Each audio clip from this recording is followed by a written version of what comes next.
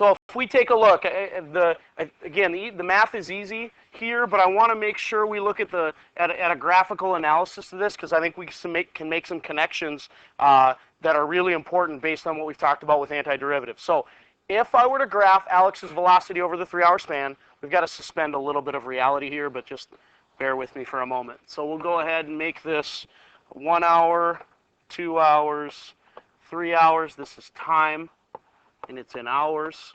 This will be velocity, and velocity is in miles per hour. Okay. So for the first hour, what should I draw?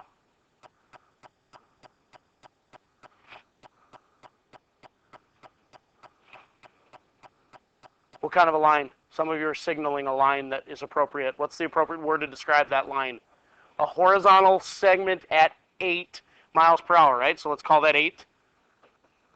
And we'll draw a horizontal segment at 8. Now, let's just assume for the moment that, like, Alex immediately just jumps from 8 miles an hour to 3 miles an hour, because it makes this a little bit easier to view visually. So for the next 2 hours, let's go down here to about 3, and let's just draw another horizontal segment at 3 miles per hour. That's going to represent his velocity relatively well. Now, I know that you can't go from 8 miles an hour to 3 miles an hour without slowing down, but we're going to suspend some reality, because what's important about this is the graphical interpretation, not necessarily the fact that his velocity all of a sudden changes. That's weird, but we're going to deal with it. Okay, so using geometry, how can we explain that the answer is 14? Let's use geometry.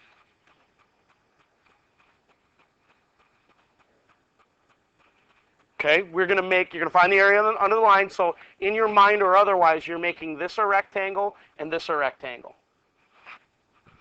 And if we look at the units of measurement, this will help a lot. Because if I look at this first tall rectangle that I made, this horizontal distance is 1 hour, right? And this vertical distance is 8 miles per hour. What happens when I multiply 8 miles per hour times 1 hour? Do the dimensional analysis and cross out the units, right? The hours are gone, so this ends up being 8 miles, right? Same idea here. This vertical distance is 3 miles per hour. If I multiply 3 miles per hour times 2 hours, I get 6 miles. So the area of this rectangle is 6, the area of this rectangle is 8, and if I add them together, I get 14 miles, which is a really important graphical connection. Okay? We were given velocity, and we wanted distance, or I guess in this case it could have been displacement, but we're not going to go there at the moment because that's not as important as the concept here. How are velocity and distance related? Go back to first semester. It's a calculus argument. How is velocity related to distance? Velocity is the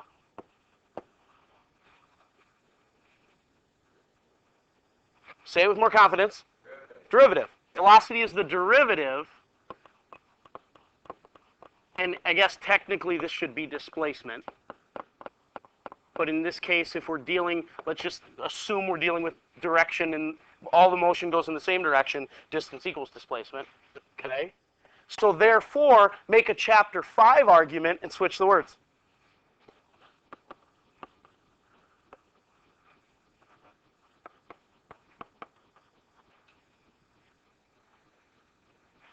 Distance is the integral would be accurate. I'm going to use antiderivative at this point. Antiderivative. Integral would also be appropriate.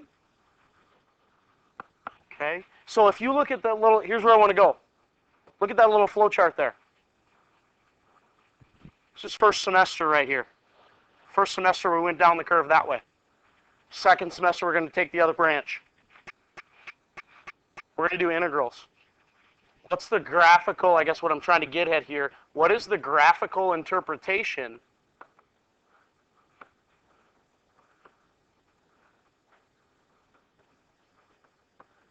of an antiderivative based on the example we just did?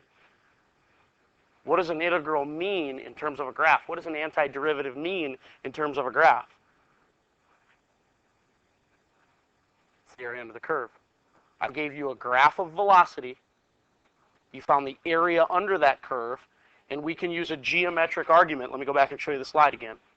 We can use a geometric argument to show that the area that is enclosed under the curve between the axes, the area under the curve can represent the distance traveled. Does that make sense?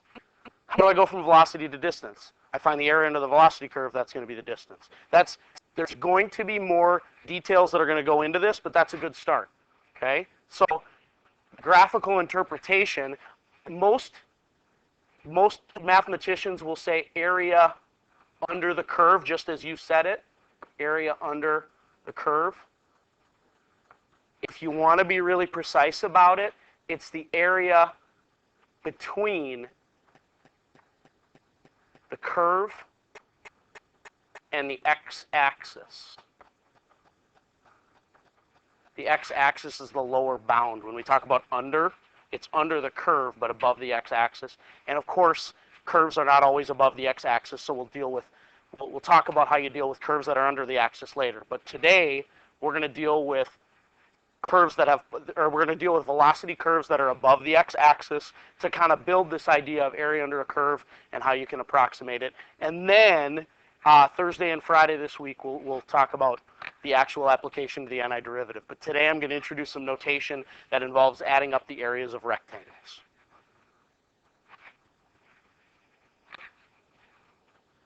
And we'll move on to page 2. All right, just a quick summary at the bottom. Keep in mind that you know from physics or physical science that distance is equal to rate times time. If we have a velocity curve, the time will always be on the horizontal axis, and the velocity will always be on the vertical axis. That's kind of, by definition, what a velocity curve is. The area under the curve will be the total distance traveled, and this is what we're doing. We're going to be accumulating instantaneous changes over an interval, and that's what's referred to as integral calculus, and it'll make sense a little bit more as we go.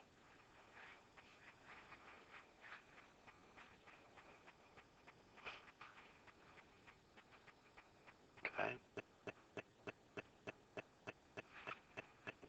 It's worth noting that instantaneous change thing is coming back in some strange way, but we'll get to that in a bit. All right. So I'm going to kind of skip example 1 there because we kind of did it with the warm-up. So again, today we're dealing with positive velocity. Now, not that velocity always has to be positive, but from our graphical perspective, it's easier to understand when it is positive. And the warm-up examples had constant velocity, and constant velocity creates, go back 2 slides, constant velocity creates rectangles. Rectangles are easy to find the area of, right? Length times width. When we have velocities that are not constant, for example, the graph shown, it's harder to draw rectangles under that, right? But we're going to do it anyway. And I'm going to show you a method by which the standard mathematicians would approach this. So, example 2, read through that. Finding the distance traveled when the velocity varies. The velocity is changing. What's happening to an object if it has this as the velocity curve? It's going faster and faster. It's accelerating, right? This might be a rock that just gets nudged off the top of a hill. The velocity increases as time passes. So we want to know, this is our big question for the day, where is the particle after 3 seconds? And all we know is the velocity curve.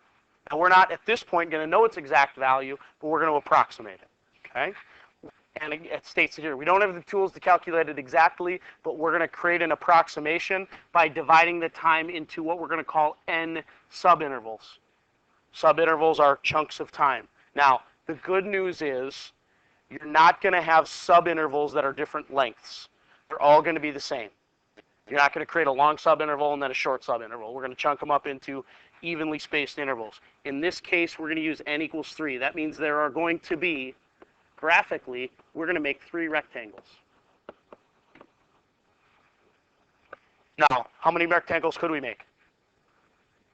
6? 12? 50? A couple hundred? How many do you want to make? 3's good, right? 3's okay? The more rectangles you have, just to be clear, the more rectangles you have, the more areas you have to calculate until we get to a certain point later in the week, and we'll get there, and it's an integral. Okay, some of you already know that, but just bear with me for a few minutes here. Okay, so we can arbitrarily choose a point in each subinterval to calculate the height of the rectangle. We're going to do 3 of them. Once we've determined how wide the interval is, there's 3 methods that you're going to learn today, I should say, by which you can calculate how high the rectangle is. The first one we're going to do is a midpoint, and we will use the acronym MRAM, midpoint rectangle approximation method. Okay? We're going to make rectangles, we're going to use a midpoint, and it's going to approximate something. That's all we need to know at this point. And there's a method to it. All right. Here's what I'd like you to do.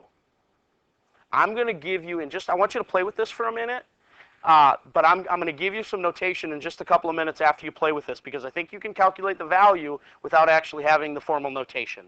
So what I'd like you to do is I'd like you to take three intervals, and it makes sense that if we're going to do 3 evenly spaced intervals, our intervals are 0 to 1, 1 to 2, and 2 to 3. Will you, on your page, will you make a rectangle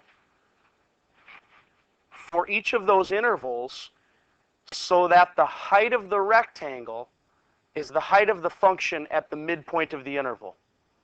Does that make sense, or should I draw that before I let you go? I'll go to the third one. I'll go to the third one because it's easiest to see. I'm going to go to the midpoint. The interval goes from 2 to 3. I'm going to go to 2.5 because 2.5 is halfway between 2 and 3. And I'm going to trace up to the curve. And once I get to the curve, I'm going to make a dot on the curve, and then I'm going to make a rectangle that has that height. Does that make sense? I'd like you to take about 1.5 minutes. I'm going to walk around and check, but I want you to calculate the distance traveled, which would be the sum of the areas of those 3 rectangles that you make with the midpoints. What we would like here is, I'm gonna give you some notation. Will you jot down this notation? The notation might seem a little bit painful at this point, but using this notation now will help you a great deal on Thursday and Friday when we turn these things into definite integrals. So bear with me for a moment. We said n was 3, and n is going to be the number of rectangles. Once I know n is 3 and that there are 3 horizontal units that we care about, that is going to allow us to calculate what's called a delta x value. You're familiar with delta x values, aren't they? It's a horizontal change. And with this method, delta x is going to refer to the width of a rectangle. How wide is each rectangle? 1. That comes from the fact that our interval goes from 0 to 3, and we're doing 3 rectangles. Now, if I had 6 rectangles, what would delta x be? If I had 6 rectangles instead of 3, I'm going to double the number of rectangles, so the width of each rectangle is going to go in half, right? So 0.5. If I did 10 rectangles,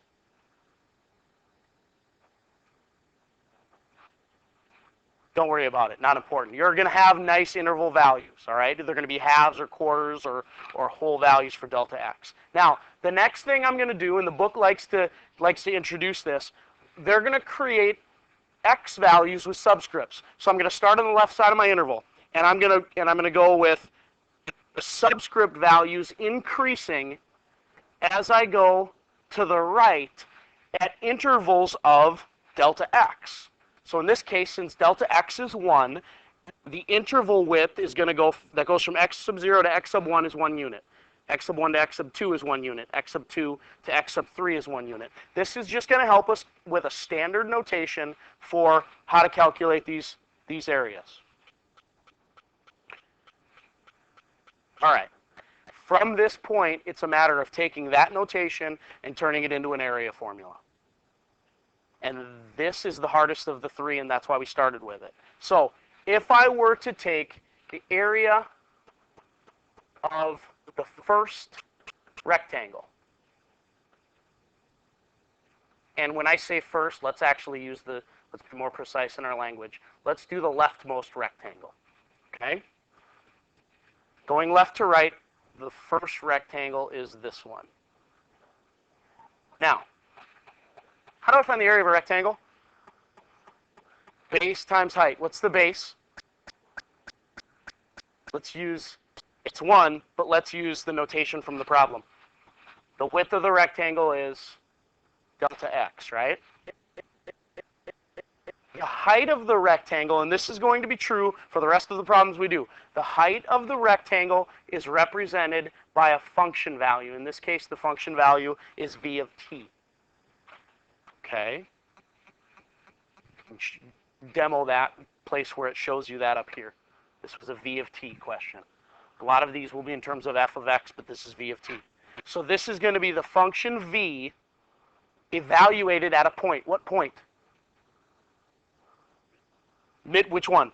On your graph, which one? You can give me the number if you'd like. The first rectangle is v of 0.5. Okay? Using the notation, that is halfway between x sub 0 and x sub 1, right?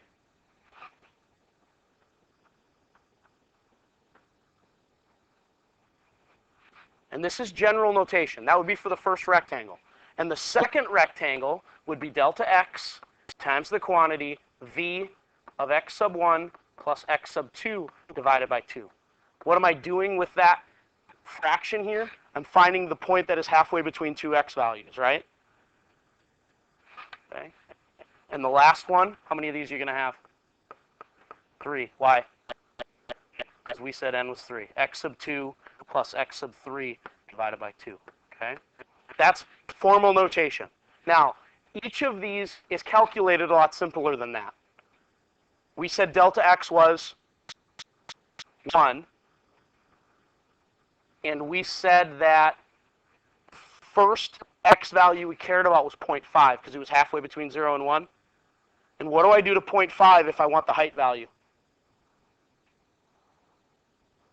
Square it. Because the height value, the function value, is always the square of the x value, right? So this is 1 times 0.5 squared. This one is 1 times 1.5 squared. This is 1 times 2.5 squared. With me on that?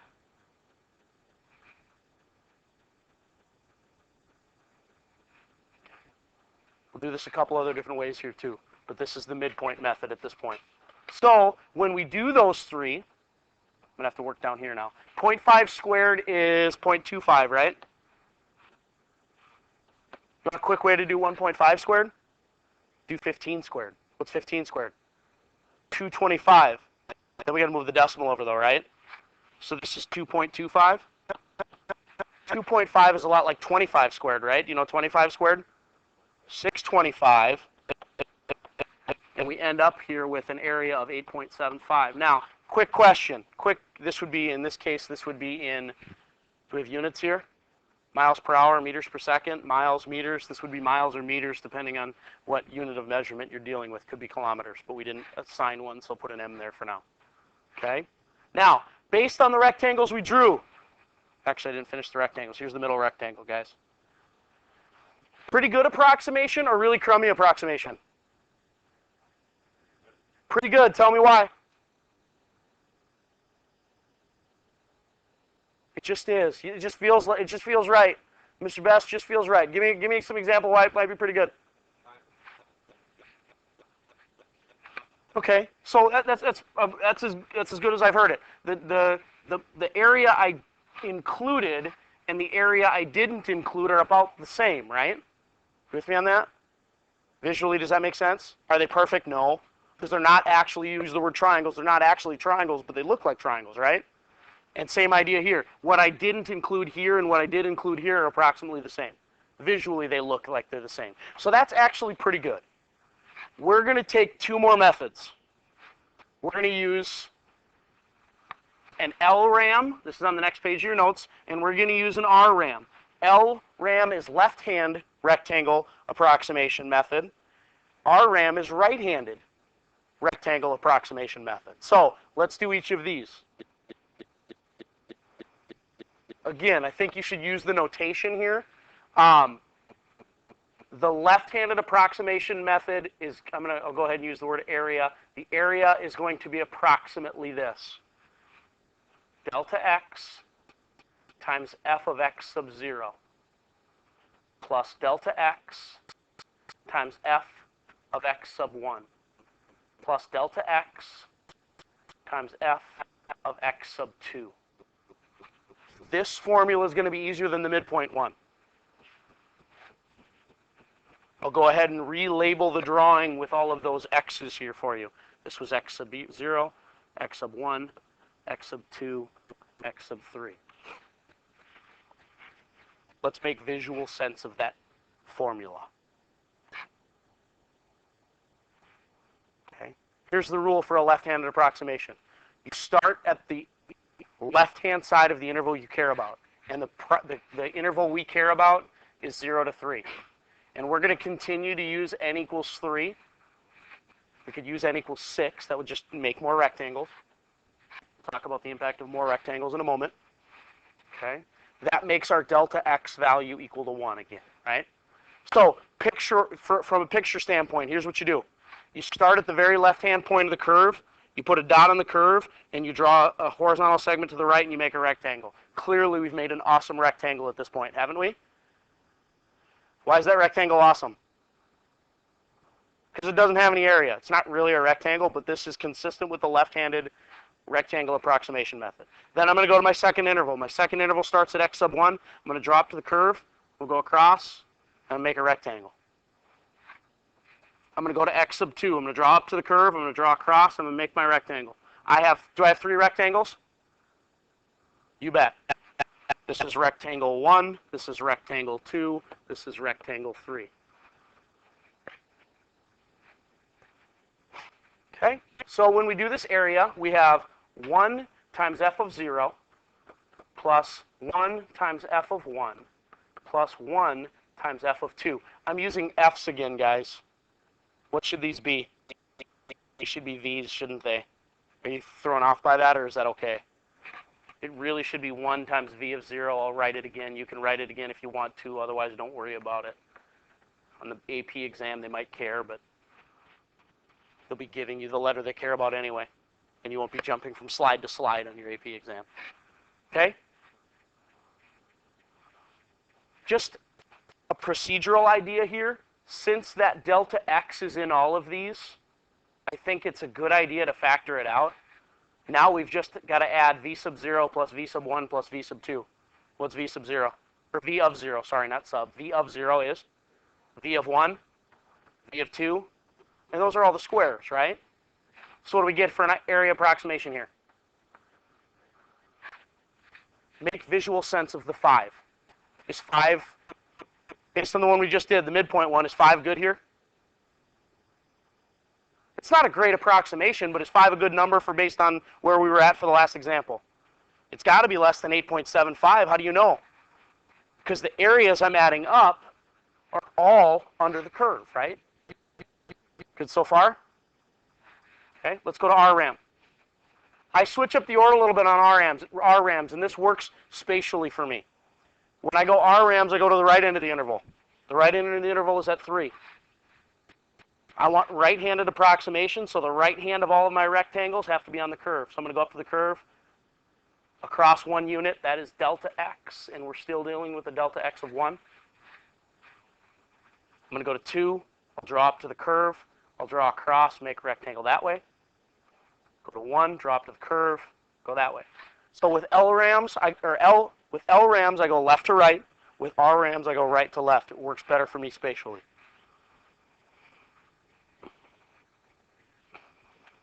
The area in this one is going to be approximately delta x times f of 1.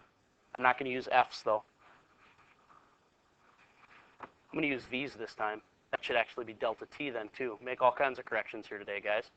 Delta t times v of 1 plus delta t times v of 2 plus delta t times v of 3.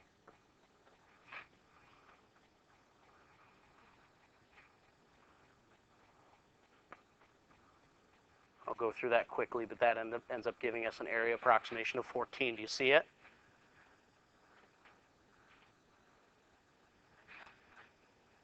We knew it was going to be bigger than 8.75, didn't we? We didn't know necessarily it would be as big as 14. Okay. These are the 3 introductory methods for finding rectangle approximations. Question?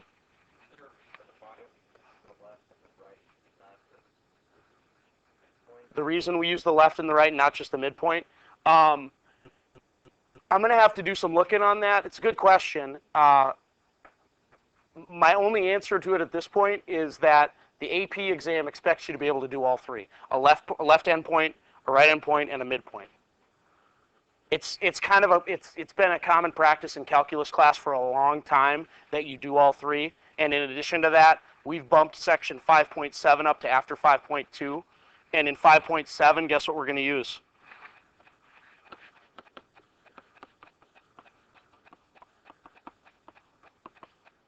It's going to be a trapezoidal rule.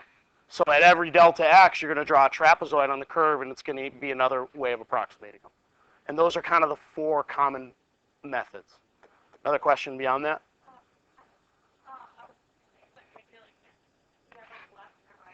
Mm-hmm.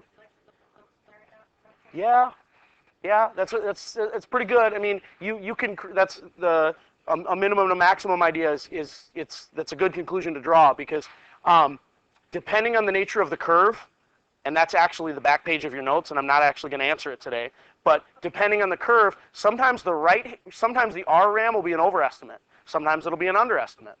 And same thing with the L ram. So, and the one with the midpoint's a little harder to tell whether it's an overestimate, but there's certain properties of the curve that will make the right-handed approximation always too big. Some of them will make the left-handed approximation always too big, and I want you to play with that a little bit. Okay? The last thing I really want to leave you with before I do that, and this isn't officially in your notes, but just to tease this idea. With 3 rectangles, we get an okay approximation, don't we? How could we get a better approximation? I know it would create more work, but how could we get a better approximation? More rectangles, right? So I want you to just see this visually. If I were to, let's just stick with right midpoint, but if I were to make 6 rectangles instead of 3, just visually, you don't need to draw all this, but would the red rectangles be better at approximating the area than the blue ones?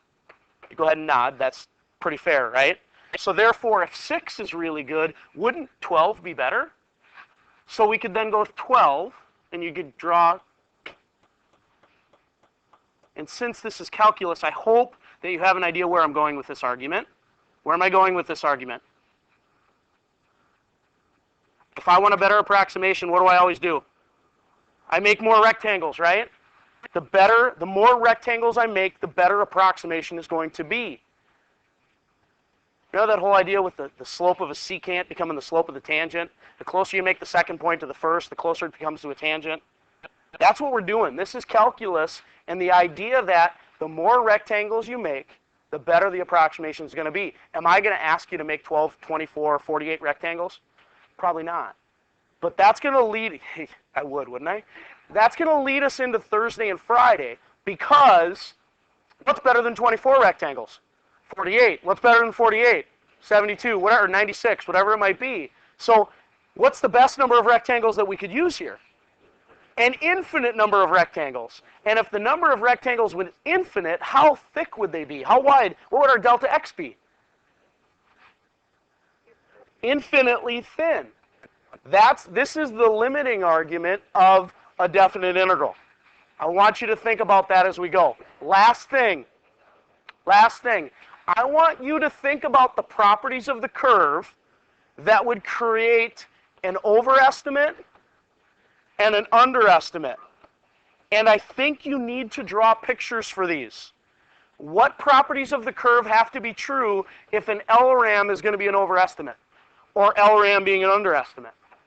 And I want you to come up with some concise language that says, under all of these conditions, if the curve is insert as many or as few words as you need to into that blank. Under these conditions, an LRAM will be an overestimate, or an LRAM will be an under, and the same thing with an RRAM.